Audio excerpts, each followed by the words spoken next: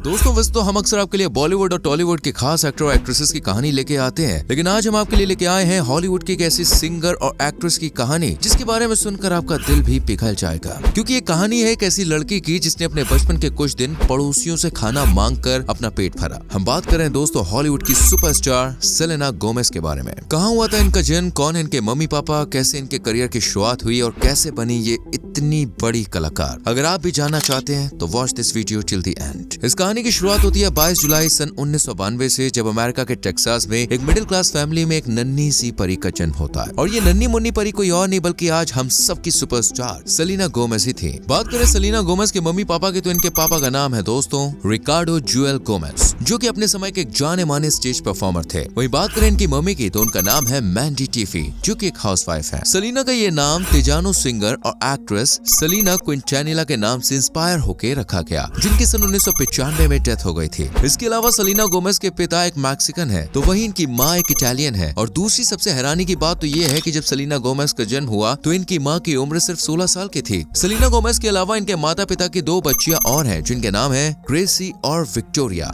लेकिन दुर्भाग्य से जब सेलेना गोमेज 5 साल की थी तो इनके माता पिता के रिश्ते कुछ ठीक नहीं रहे, जिसके चलते इनके मम्मी पापा का डिवोर्स हो गया और पेरेंट्स के डिवोर्स के बाद ये अपनी मम्मी के संग रही। बात करें सेलेना की पढ़ाई लिखाई के बारे में तो दोस्तों सेलेना ने अपनी शुरुआती पढ़ाई टेक्सास के डैनी जोन्स मिडिल स्कूल से की और 2010 में इन्होंने होम स्कूलिंग के जरिए अपना डिप्लोमा कंप्लीट किया। जैसे कि हम आपको पहले ही बता चुके हैं कि जब सेलेना 5 साल की थी तभी इनके मम्मी पापा का डिवोर्स हो गया था, जिसके बाद सेलेना अपनी मम्मी के संग रहती थी। इनकी माँ को घर खर्च चलाने में बहुत मुसीबतों का सामना करना पड़ता था। इतना ही नहीं दोस्तों, सेलेना ने एक इंटरव्यू में ये भी बताया था कि उन्होंने अपनी जिंदगी के कुछ दिन ऐसे गुजारे हैं जब इन्हें खाना पेट भरने के लिए अपने पड़ोसियों से लेना पड़ा। इतने ज्यादा खराब हालात थे। सेलेना को बहुत दुख होता था। वो अकेले में बैठ के अपने घर के हालात के बारे में काफी कुछ सोचती। इसके अलावा वो सोचती थी अगर मैं ऐसी ही बैठी रही हाथ में हाथ रख के तो इससे हालात कभी भी नहीं सुधरेंगे। मुझे कुछ ऐसा करना होगा जिससे घर की कंडीशन चेंज हो सके। बस अपने इसी ख्याल के साथ सेलेना ने अपना करियर एंटरटेनमेंट इंडस्ट्री में बनाने का सोचा, जिसके बाद इन्होंने बहुत सी जगह पे ऑडिशंस दिए। इस दौरान इन्होंने बार्नी एंड फ्रेंड्स नाम के एक शो में भी ऑडिशन दिया, जहाँ पर इनकी मुलाकात डेमी लोवाटो से हुई और इन दोनों ने मिलकर यहाँ पर करीब 2 साल तक काम भी किया। सेलेना बताती है कि इस शो ने उनके करियर को बनाने में बहुत हेल्प की। दरअसल वो कहती है कि जब वो छोटी थी तब उन्हें कैमरे के सामने आना अच्छा नहीं लगता था, उन्हें कैमरा बिल्कुल भी पसंद नहीं था। तो इस शो के जरिए इनका ये डर भी दूर हो गया, जिसकी वजह से वो इतनी बड़ी स्टार बन पाई हैं। इसके बाद इन्हें सन 2003 में spy kids 3D game over नाम की एक स्पाई एडवेंचर फिल्म में काम करने का मौका मिला और यहीं से इनके करियर की शुरुआत हो चुकी थी। इसके बाद इनको बहुत सी फिल्मों और शो के ऑफर आते थे और इस फिल्म में काम करने के बाद इन्होंने walker Texas ranger trial by fire नाम की एक फिल्म में काम किया। ऐसे दिन रात मेहनत करके दोस्तों इन्होंने अपने करियर की नींव रखी और इस मूवी में काम करने के बाद इन्होंने कुछ साल बाद the suite life of Jack and Cody नाम के डिज्नी सीरीज में बतौर गेस्ट अपीयरेंस काम किया। अब धीरे धीरे करके इन्हें बहुत ज्यादा जगहों से ऑफर्स आने लगे थे। इन्हें सबसे ज्यादा पॉपुलैरिटी मिली साल 2007 से, जब इन्होंने हन्ना मोंटाना नाम की एक मूवी में काम किया। फिर कुछ समय के बाद सेलेना और इनकी माँ लॉस एंजलिस में सेटल हो गए, जहाँ सेलेना को अपने सिंगिंग हुनर की पहचान हुई। जिसके बाद सेलेना ने विजार्ड्स ऑफ वेवरली प्लेस नाम के डिज्नी सीरीज के लिए एक थीम सॉन्ग रिकॉर्ड किया। इसका नाम रखा गया everything is not what it seems. ये सीरीज बहुत ज्यादा हिट हुई, जिसके चलते इन्हें काफी सारे अवार्ड्स भी मिले। इसके कुछ साल बाद ही सेलेना ने खुद की एक प्रोडक्शन कंपनी जुलाई मून लॉन्च की, जिसके अंडर में इन्होंने एक मूवी भी रिलीज की, जिसमें इन्होंने खुद भी एक्टिंग की। और कुछ समय के बाद इन्होंने 13 रीजंस व्हाई पर मूवी बनाने की सोची, लेकिन किसी वजह से वो इसे बना ना पाए। फिर कुछ समय के बाद इन्होंने Selena Gomez and the Scene नाम का एक बैंड भी बनाया,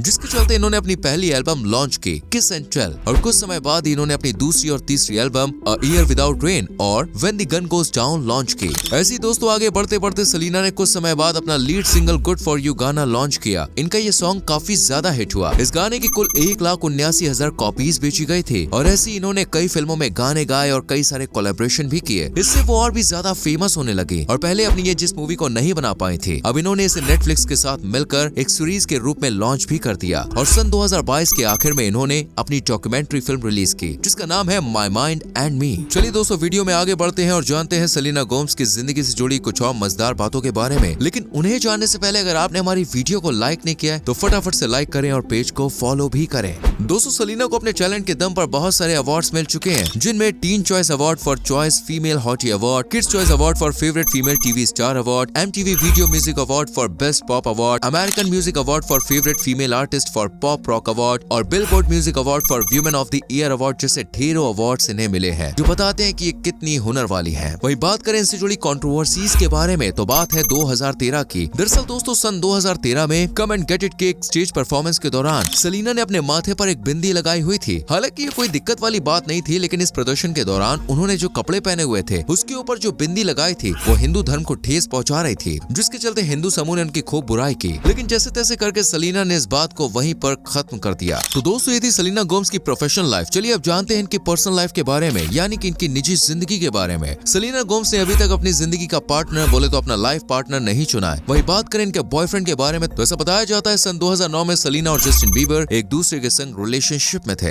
हालांकि इनकी पहली मुलाकात थी, लेकिन कुछ समय के बाद इनकी ये पहली मुलाकात प्यार में बदल गई। ये दोनों एक दूसरे के संग डेट पे जाया करते थे। इतना ही नहीं, इन दोनों के साथ में कुछ पिक्चर्स भी क्लिक की गई थी। लेकिन सेलिना से जब इस मामले में कुछ भी बात की जाती तो वो साफ मना कर देती कि हम दोनों के बीच में ऐसा कुछ भी नहीं है, हम दोनों एक दूसरे के अच्छे दोस्त हैं, इससे आगे कुछ नहीं। पर इसी बात को जब 2-3 साल बीत गए तब सेलिना ने बताया कि वो एक दूसरे को डेट कर रहे हैं। लेकिन फिर अचानक से कुछ ऐसा हुआ जिसके बाद इन दोनों का साथ दिखना पूरी तरह से बंद हो गया। और जब सेलिना से इसकी वजह पूछी गई तो इन्होंने बताया कि जस्टिन मुझे चीट कर रहा था और तभी इन दोनों का ब्रेकअप हो गया। आपकी इन्फॉर्मेशन के लिए बता दें कि सेलिना धूम्रपान यानी कि स्मोकिंग करती हैं। इतना ही नहीं है, ड्रिंक भी कर लेती हैं। कहने को तो ये भारत में बहुत बड़ी बात है, लेकिन विदेशों में ये सब नॉर्मल है। पर सच कहूँ तो आजकल इंडिया में भी ये सब नॉर्मल होता जा रहा है। बड़ी बड़ी मेट्रो सिटीज में या इंडस्ट्री में आप देख ही सकते हैं। चलिए दोस्तों अब जानते हैं सेलिना के कार कलेक्शन के बारे में। तो इनके पास बहुत सी लग्जरियस कार्स मौजूद हैं, जिनमें मर्सिडीज GLA 250, रेंज रोवर है, BMW है, ऐसी कई बेहतरीन गाड़ियां हैं। अब बारी आती है भाई इनकी नेट वर्थ कितनी है। तो 2023 के मुताबिक इनकी नेट वर्थ 779 करोड़ के आसपास है। वेल ये है सेलिना की पूरी जिंदगी। आप मुझे बताइए ये आपको कैसी लगती है,